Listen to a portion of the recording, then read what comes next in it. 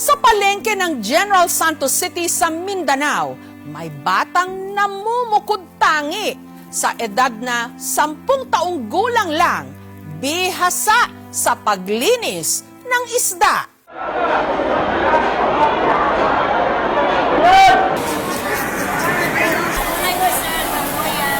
Naglalakihang mga tuna at banye-banyerang seafood ang ibinabagsak araw-araw sa wet market ng General Santos City sa Mindanao. Kaya karamihan sa mga nagbabanat ng buto rito, batak kakatrabaho. Pero sa pwestong ito, may isang bata na nakikipagsabayan sa ingay at gulo ng palengke. Maliliit man ang kanyang mga bisig, minamanilang daw niya ang paglilinis ng mga isda. Mula sa pagtatanggal ng kaliskis, hasang at palikpik, kayang-kaya niya. Siya ang binansagan ngayong prinsesa ng banyera ng General Santos City, ang 10 taong gulang na si Liza.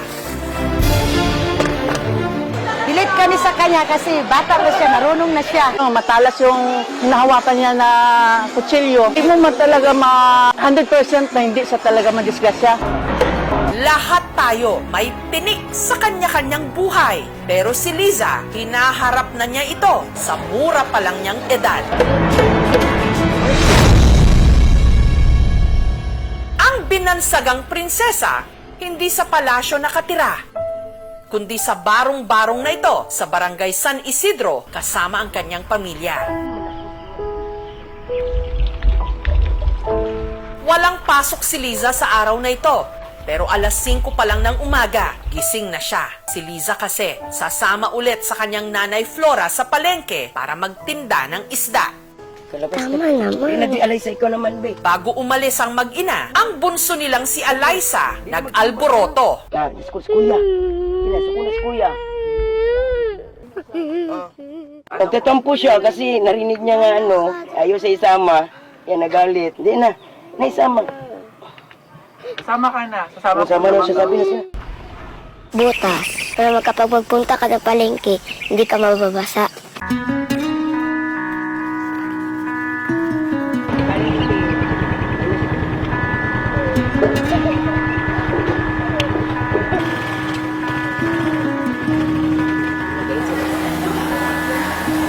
Siya, palit daw tapis, tatlo. Thank you. Thank you, te. Tapis, para hindi ka mabasa rin. Pag magtitinda ka, pag mapiskan ka ng dumi, hindi ka madudumihan. Si Liza, nagtali muna ng plastik sa kanyang bewang. Pagdating sa kanilang pwesto, wala na siyang sinayang pang-oras. Sabak agad sa trabaho. Nagsasizing ng isda, maliliit at malaki. Yan, pili na niya. 100 binamano yan. 1 kilo lang doon na yan.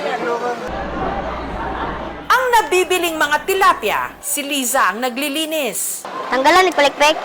Tanggalit na. O na, kiskis. Pagkatapos, ito palikpik niya. Pagkatapos ito, tinain niya rin. Ang sunod, hasang yan. Hindi po ako nasusugat. Hindi po ako natatakot sa sundang. Kasi nasanay na po ako sa sundang, maghawak na sundang. Sanay na po ako. Si Liza, eksperto na. 3 taon na raw kasi niya itong ginagawa. Tinitignan ko paano maglinis ng isda. At sinusundan ko paano maglinis si mama. Kailan po sa akin na malansa yung isda. Hindi naman ako maarte.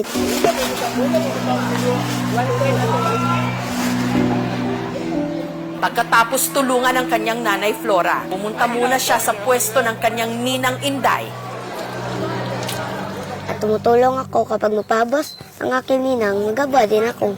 Kapag masakit daw ang kanyang kamay, ako naman ang magtatadtad. Tagapusa lang siya. Masipag po siya, mabait, matulungin. Kahit saan-saan po siya tumutulong. Binibigyan namin ng 100, 150 para meron siyang pangbaon. Ang mag-ina, kumikita ng 500 hanggang 700 pesos kada araw. Sobrang mahina talaga ang binta ngayon. Mapakain ko sila, mabigyan ko sila ng pangbaon ng masaya na ako, sir. Kahit wala akong pera sa wallet ko. Batid ni Flora na mula nung nag-viral si Liza, marami ang kumustyon sa kanyang pagiging ina. Pero bago raw siya husgahan, may gusto siyang linawin. Hindi ko sila inutusan, sir, sa totoo lang. Kusa silang tumulong sa akin dahil alam nilang nahihirapan yung ina nila. Dahil may sakit na po siya eh. Sakit ang ulo niya, yun. Masakit yung kamay niya, yun. Sakit lahat. Pati paa niya.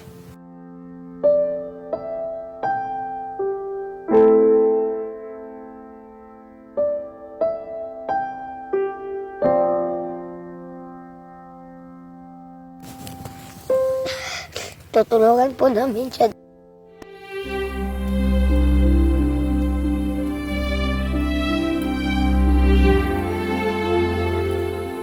Si Flora, hiwalay na sa kanyang mister, kaya mag-isa niyang itinataguyod ngayon ang 6 niyang mga anak. Sumama siya sa ibang babae, sir. O birthday ko po yung hindi ko in-expect na wala siya doon sa birthday ko. Hindi ko alam, may iba na ba siyang pamilya? Meron pa si Papa, pasaya kami lahat. Nakain kami ng maayos, makatulog kami ng maayos. Noon, wala na. Malungkot po ako doon dahil iniwanan niyo po kami.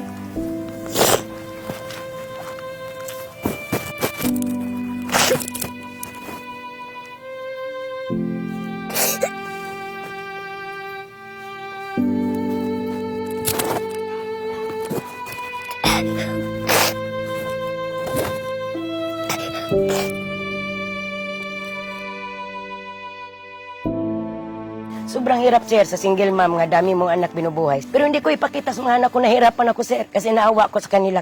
Ewan, basta masakit, sir, kaya makita ko yung mga anak ko nga maghingi. Halimbawa, balon. Tapos magtingin ako sa bag ko, kunti lang.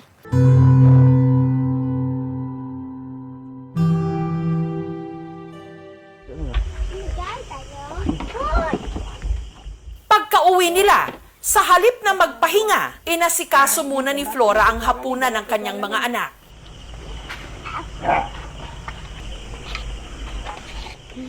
Magti 3 years na po, wala kaming ilaw. Tubig lang. Solar. Kapag umulan, hindi talaga maliwanag yan. Hindi yan iilaw. Yung cellphone na lang, na magpailaw sa amin. Hinihintay lang namin kung kailan mababalik yung kuryente dito. Ang kanilang kainan, ang siya na rin nilang tulugan. Sige ka. Yan ako sa imong paaoy. Yan na ba? Sige ka.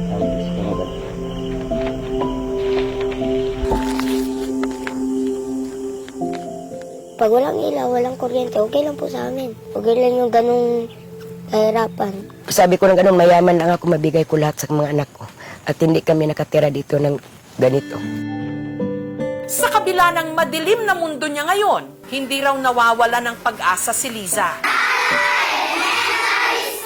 Lalo't nagsisipag siya sa eskwela para maabot ang pangarap niyang maging doktor. Para kapag may sakit siya, ako ang magagaling sa kanya.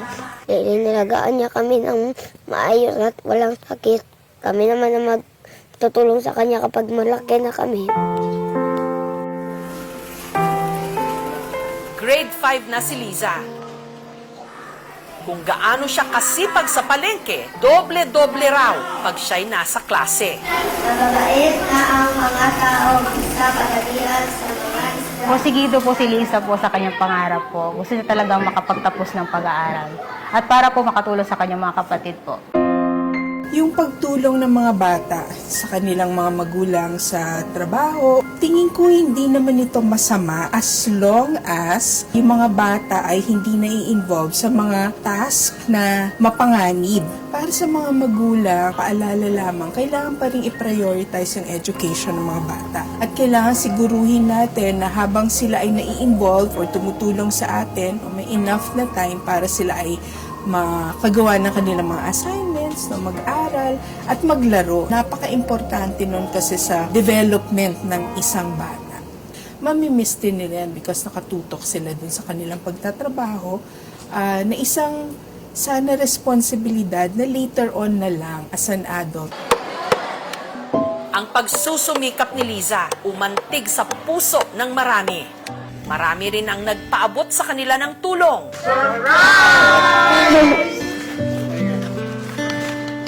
Salamat.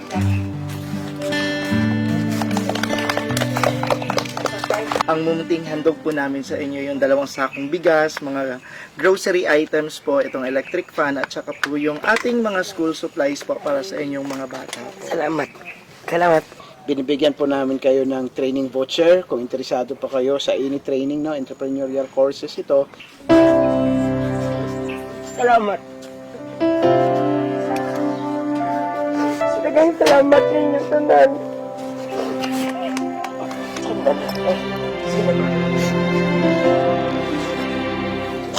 Ma'am, meron po kami bigay na electric fan din sila. Paano sanit? Paano nyo papaanda rin? May hangin naman malakas, ganyan din. Wala kasi kaming kuryente. Wala lang kasi yung gamit namin. Di, paano naman ito? Hindi namin magamit. Sige ma'am, try na natin pumasok. Ano po? Try nyo pong pumasok. Wala nga.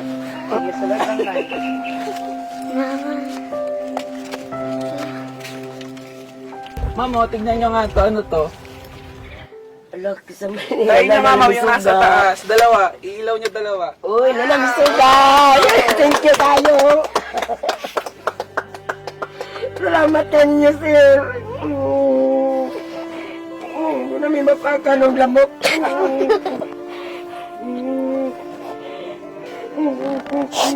Salamat po. Sa tulog at tuwing na mo pag-antos nga walang suga na kasuga na dyan ko. Salamat ka ninyo.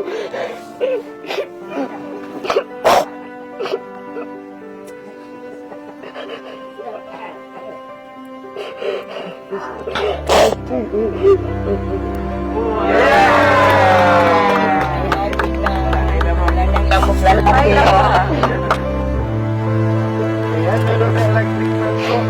Salamat sa inyo.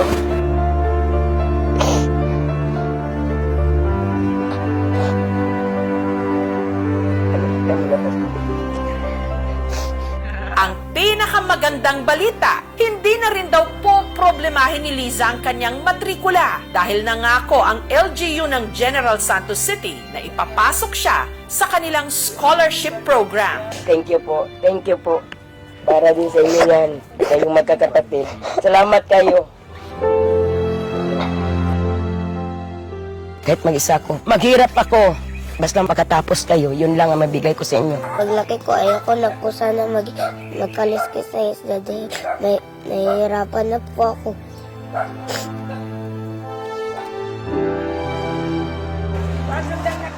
Habang ang ibang bata, hawak ay lapis at papel, si Liza, kutsilyo at banyera ang katuwang sa araw-araw. Sa murang edad, batak na sa buhay, samantalang dapat laro at aral pa sana ang kanyang mundo. Tanggalan ni Palikpik. Maaga siyang namulat sa mundong hindi dapat para sa mga bata. Isang tinik na realidad na kailangang gisingin tayong lahat.